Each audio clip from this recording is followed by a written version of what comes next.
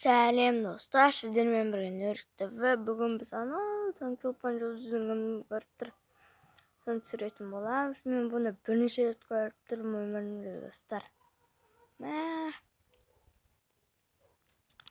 Күшті. Қасында антенна тұр. Таңшолпан жұлдызын көрмегендерге айтам бұны. Бұл таңшолпан. Өздеріңіз көріп отқандарыңыздай. Аппақ таңшолпан негізінде бұдан да ертерек көрсеткенімде одан басқа ешқандай жұлдыз көріп тұрған жоқпын. Тек осы жұлдыздан басқа жұлдыз көріп тұрған жоқпын. Уже таң атайын деп жатыр достар. Бұл таңның кезі.